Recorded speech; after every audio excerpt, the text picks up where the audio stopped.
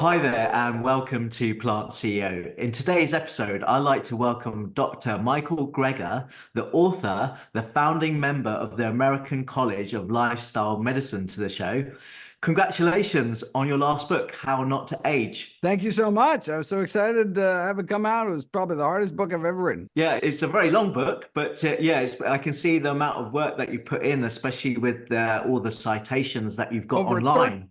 13,000 citations. Yes. Amazing, amazing work. So the book really does focus on slowing down aging through diet and lifestyle. We know that people are living a lot longer, but they're also a lot sicker. So their Oh. span over the years. So it's great that you're covering both.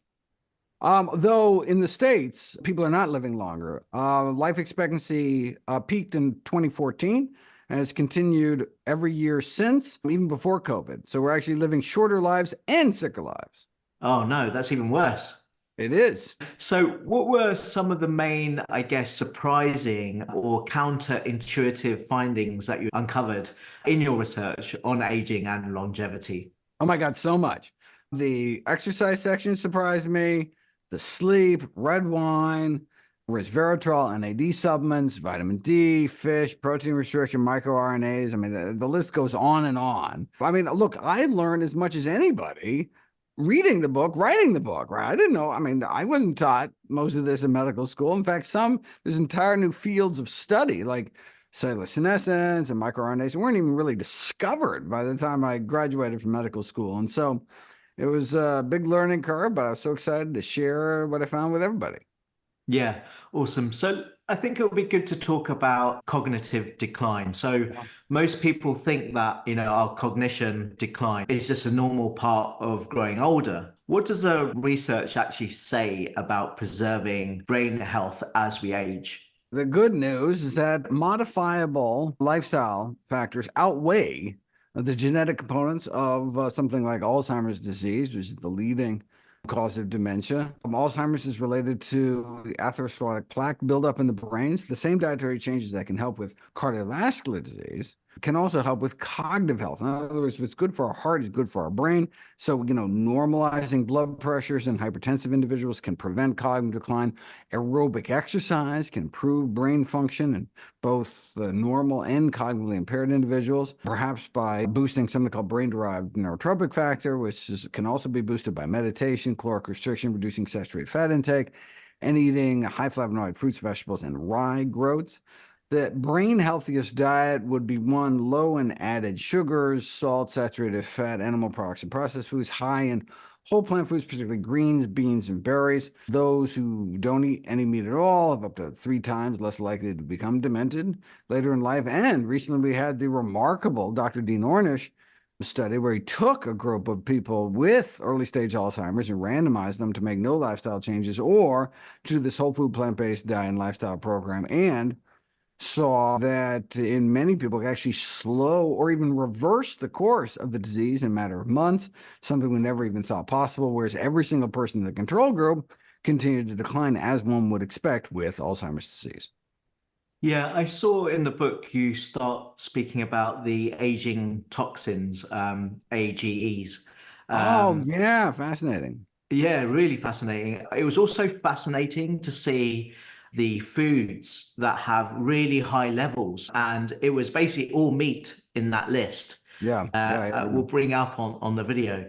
It was really interesting to see that the low numbers are the ones that are high in the starches, like whole grains, beans, fruits, and Sure. vegetables. Yeah. I mean, so that's what you have been recommending to people, right? Obviously, within this book as well. Yeah, these advanced glycation end products, or AGEs, are considered gerontotoxins, meaning age-accelerating agents, implicated in really a wide spectrum of age-related diseases. They're formed endogenously in our body at body temperature, especially when we have high blood sugars, but their buildup in our tissues is largely determined by the AGEs that we eat or that we smoke. So to help slow this aging pathway, this glycation pathway, we need to stop smoking. We should be cooking high-protein foods using relatively low heat, high humidity methods, such as boiling, steaming, rather than broiling or frying. And, we should avoid the very worst foods, such as bacon and hot dogs, emphasizing the lowest AGE foods like fruits and vegetables, favoring raw nuts and seeds over roasted or toasted nuts, and then choosing lower glycemic load foods to keep our blood sugars in check. So, not eating, white bread. Just sticking on, I guess, brain health. Are you aware of a doctor called Dr. Daniel Amen? Nope. At all. He's looked at the effects of caffeine on brain flow, and he thinks there's links with caffeine and Alzheimer's. High dosage of caffeine. You show there's also benefits of having caffeine in your aging book. So what should we believe, I guess, in that way? I mean, I don't know if you've seen, he talks about sort of the caffeine, but also talks about high levels of alcohol, obviously decreasing the brain size. So I'm just looking. So this is the latest meta-analysis I can find on daily coffee consumption and the risk of Alzheimer's disease. The systematic review and meta-analysis found that those who consume between 1 to 4 cups of coffee, they significantly lower risk of developing Alzheimer's disease. And only those who consume more than 4 cups a day had an increased risk, though it wasn't even statistically significant. And so if anything, though the data is limited, daily coffee consumption, 1 to 4 cups a day, should reduce one's risk. Yeah, I think he was looking at high caffeine drinks. So, for example, if you were to get a super large coffee from, say, Starbucks or something, and it's got so many milligrams, I think it was like over 300 milligrams of coffee that you're consuming on a daily basis, was leading to the effects of your brain health, basically. Well, I mean, 300 milligrams would only be about 3 cups of coffee worth, and that is within the range that's associated with lower dementia risk, so it does not make any sense to me. But maybe they know something I don't. I'd be happy to have them send me any data they might have. Yeah. In terms of beverage, you're an advocate for also having green tea, for example. Absolutely. Can you just explain, you've got the antitoxins within the green tea, but can you explain about the benefits on longevity with green tea? Oh, no, absolutely. I mean, the reason why I don't recommend people drink coffee is because every cup of coffee is a lost opportunity to drink something even healthier, a cup of green tea. So 3 cups of coffee a day associated with like around 13% lower all-cause mortality, whereas 3 cups of green tea every day, or maybe tea in general, I'd have to look, associated with about twice the benefit. Tea as well. Yeah. Yeah, associated about twice the benefit, like 26% lower. And so, I mean, I drink both health-promoting beverages. There's a number of reasons for that. Green tea has a hormetic effect. It's actually a pro-oxidant effect, but it activates our antioxidant defenses. And so actually ends up having an antioxidant effect overall and improves our immune function. And there's a whole long list of things and why I encourage people to drink it as the healthiest beverage. Nice. So my brother-in-law has been doing a keto diet, and I've been kind of warning him against it. Yeah. But if you were to look at that, first of all, as a diet, especially, he's a vegetarian, but I think now and again he has eggs as well. What is the damage that he could do long term on a keto diet, especially if he's having a lot of the high fat keto diet? I guess. I mean, well, by definition, a keto diet is a high fat diet. Yeah. I mean, so where is he living? In London. All right. Well, the number one killer of British men and women is heart disease, right? And so by eating, high saturated fat intake, like you would on most keto diets, you'd end up with elevated LDL, so-called bad cholesterol, a primary risk factor for the number one killer. So it's like if he wanted to increase his risk of dying from the most likely reason he's going to die, well, then that's exactly what he would do with his diet. Yeah. He always claims that he's struggled to, I guess, control what he eats and found something that works for him, basically. Which I don't believe is the right way to go. Obviously, if he's struggling to eat certain foods, he's having other high-fat foods, for example, which doesn't reduce his weight. And then this is the thing that's worked for him, and he's tried exercise. But what other recommendations would you have if you speak to people like that, I guess? The goal of weight loss is not to fit into a skinnier coffin. Yeah. Right? I mean, diets don't work by definition because going on a diet implies at some point you're going to go off a diet, right? Healthy habits need to become a way of life. If they're going to be lifelong, you want them to lead to a long life. So it doesn't make sense to go on a weight loss diet that you have to stick on forever, otherwise you'll gain the weight back, if it's going to shorten and worsen your life. I mean, it just doesn't make any sense. And how would you say the other diets compare? Obviously, you're a big advocate for whole food, plant-based diet, and obviously in the book it shows so many reasons why you should basically convert to a whole food, plant-based. But what about things like Mediterranean diets? I know you've been also quite vocal about using even oils, for example, high amount of oil. And what about them who are also having fish, for example? Well, I mean, the benefits that derive from a Mediterranean diet, if you actually look at the factors, it's not because they're drinking more wine, not because they're eating more fish, not because they're drinking more oil, but it's because they're eating more vegetables, right? If you go to the Mediterranean, you'll see greens, people eating greens. So two things. One, eating more vegetables, and two, eating lower saturated fat. So the reason why olive oil is good is because they're not eating lard and tallow and other saturated fats. And so, I mean, much healthier than we see otherwise, but you can make it even healthier by getting rid of the salty white bread, getting rid of the alcohol. I mean, there's just so many ways you could improve that diet further, but certainly definitely on the right track. Yeah. You yourself, do you restrict the oils in your diet as well? I try to encourage people to get all their macronutrients, their fat, their protein, their carbohydrates from whole food sources. So instead of getting protein from protein powders, you get real food. Instead of getting your carbohydrates from table sugar, you get it from real foods. Instead of getting your fat from oil, which is just pure fat, you might as well get it from whole foods, right? You take a walnut, which is filled with lots of nutrition. You remove almost all the nutrition, all the fiber, all the minerals. You're left with, just a few fat soluble vitamins floating around in there like vitamin E. Basically, you just stripped it of the nutrition. It's like taking a sugar beet, where most sugar comes from these days. You remove all the nutrition, you're just left with table sugar. Why would you do that? Particularly when oils are so concentrated in calories, 120 calories per tablespoon, more calorie dense than anything else on planet Earth. And so it's just like, it doesn't make any sense. So yeah, there's no oil in that. I mean, the only oil I have is silicone oil for my walking treadmill. Yeah. So when you're cooking then, are you cooking, when you're cooking at home, are you cooking without any oil? You're just Oh yeah, using no, you water, for just example, saute. You can saute saute. with water or Yeah. vegetable broth or wine or brine or basically anything. Yeah. Yeah, there's no need to. Or mushroom broth, right? You take some dried porcini mushrooms, put them in Yeah. some water in the Soak microwave, get it. this rich, savory brown broth. I use that to saute a lot. Yeah, particularly for pasta dishes. Yeah. One interesting thing I found in the book was the topic of protein restriction, Yeah. which seems unusual method, I guess. Most vegans eat more than the recommended amount. The recommended amount is zero point 0.8 grams per healthy kilogram body weight, but at Yeah. age 65, you can boost that up to 1.0.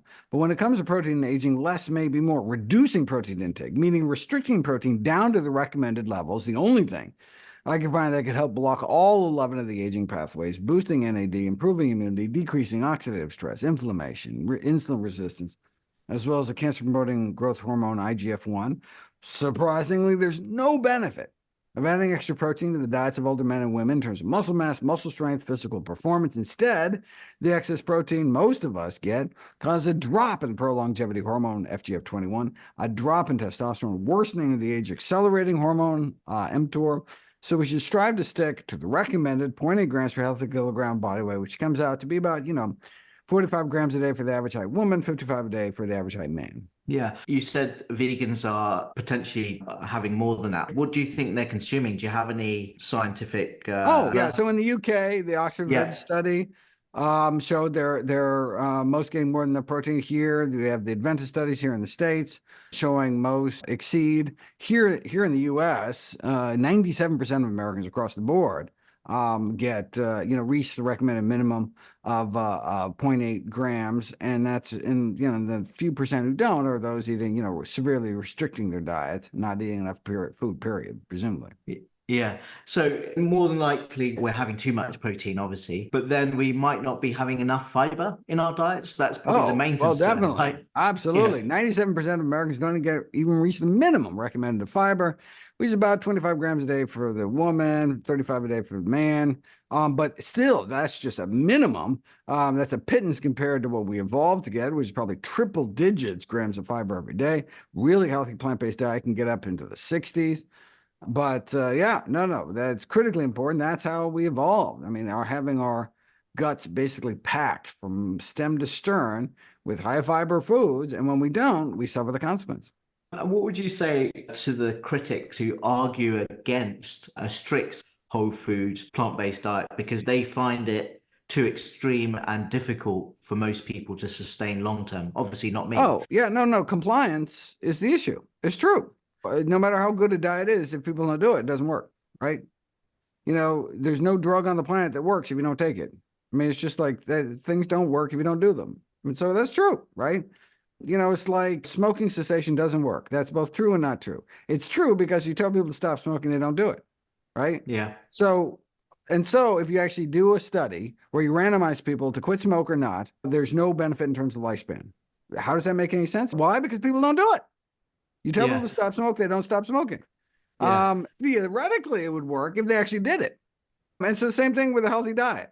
It only works if you do it. If you don't do it, it doesn't work. And so look, if the best you can do is not eat donuts every day and eat one apple, that's better than nothing. But you're just really not, you're losing out on so much potential for a longer, healthier life. Do you feel people need to have a health scare in order for them to make a change? Certainly hope not. Certainly hope not. Too often that's how it happens, right? They get a breast cancer diagnosis or heart disease diagnosis, and then they clean up their diet. And sometimes, look, that breast cancer saved their lives because the breast cancer caused them to clean up their diet, and then they wouldn't die. Then they don't die of the heart attack they would have the next year because all of a sudden they're eating healthier. But it really should not take something like that to get people to eat healthier. But unfortunately, sometimes we don't shore up the levees until after the tragedy strikes. Yeah. You mentioned other things in the beginning about what we can do in our lifestyle, other factors like exercise and Sure. stress management. I'm quite interested in what you said about meditation. And there's obviously been, I think, some Buddhist monks that have proven to show different brain functions because they're meditating. So yeah, it'll be good to talk about that briefly. Yeah, so that kind of goes under probably kind of stress management. Increased stress is associated with lifestyle behaviors that increase mortality, but the stress itself actually doesn't appear to independently shorten lifespan. But when we're stressed, most of us eat more. We tend to eat foods higher in sugar, fat, calories. Stress can also increase our risk of substance abuse like alcohol, tobacco, illicit drugs. But thankfully, a healthier diet appears to trump stress in terms of cardiovascular and overall mortality. So if meditating gets you to skip the donuts, great. But the only reason stress is killing us is because it's causing us to eat and live less healthfully. If we can do that without meditating, then you don't need the meditation. Can stress lead to high levels of cortisol? It can, and that can lead to excessive, body fat accumulation, etc. But when you control those factors, bereavement, stress, all that, social connection issues, that all kind of washes away when you control for lifestyle factors. So as long as you're able to maintain a healthy diet and lifestyle, you can be really stressed, you can be really lonely, and still your lifespan may not suffer. Do you have any concerns, I guess, where the industry has been going in terms of commercializing longevity? Oh my God. Yeah. I know you talk a bit about it, but especially what I find more concerning is selling unproven or expensive anti-aging products. Well, people are desperate. They realize people are willing to pay anything when they feel, vulnerable. So they're really just preying on those that are least able to defend themselves, right? It reminded me a little book of my last book on weight loss. Both the diet and anti-aging industries are these multi-billion-dollar behemoths, right? With so much money in the mix, the temptation to promote products purporting all sorts of preposterous, claims is apparently irresistible, right? Even an educated layperson seeking basic practical advice in either area, living lighter or longer, is faced with just an inscrutable barrage of pills and potions, right? Even as a physician, with the luxury of wading neck deep through the peer-reviewed literature, right? It's been a challenge to tease out the fact from farce, but it makes the endeavor all the more important. If it took me 3 years to sift through the science, I'm afraid the casual observer would have, little chance. Yeah. Are you aware of Brian Johnson's work in what do you think about what he's been up to? He's also a proponent of a whole food plant-based diet as well with his products. Yeah. Although he does kind of self-experiment with a wide range of of scientifically questionable supplements, but that's absolutely his choice, and maybe he'll find something that works. Yeah, and you've been against supplements, haven't you, to some degree? Oh, well, I mean, I'm against supplements that aren't safe or effective, sure. Which ones would you say are definitely just not even worth looking at? Pretty much pretty much everything with a few exceptions, right? And look, it depends if you're an alcoholic or pregnant. There's certain circumstances in which you may need different nutrients supplemented, but in general, we should try to get our nutrition from the produce aisle rather than the supplement aisle, with two exceptions, right? There's two vitamins that are not made by plants. One is only made by animals, vitamin D, with such animals such as ourselves when we walk outside. Also made by lichen and a few other things. But if we don't get adequate sunshine, or if we live in London, no matter how long you sunbathe naked by the Thames in January or February, you are not going to make enough vitamin D because the sun's rays are at such an angle at that latitude. So I recommend 2,000 international units of vitamin D3 a day during the winter months at that latitude, or anytime if you're not getting adequate sunshine.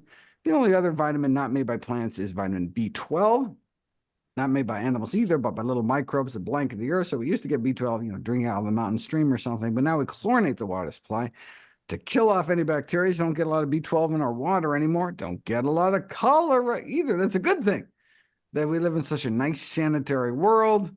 Fellow great apes get all the B12 they need from bugs, dirt, and feces. I prefer supplements. 2,000 micrograms once a week. Cyanical balm, in the most shelf-stable version, is all the B12 we should need, at least up until age 65, or we should bump it up to 1,000 micrograms once a day. But yeah, critically important for anyone eating a healthy diet. Yeah. And your next book is, I think, around cancer, right? I wish it was. But the Okay. publisher wanted me to do a book on pain management first, so it'll be How Not to Hurt. Oh, really? Okay. That's going to be discussing all the different types of pain medication Well, that's true, and and natural lifestyle approaches for pain management. Yeah. yeah. Should Can be you give out us December 2026. Oh, okay. So still a long time away. Not long enough. It's a lot of work. Yeah. Anything you'd like to speak about that sort of early? When I do the research, I'll tell you what I find. Oh, you're still going to work on that. I haven't started it yet. Oh, okay, I understand. Great. So anything else you'd like to end on, especially to do with your How Not to Age book? Just the good news that we have tremendous power of our health, destiny, and longevity.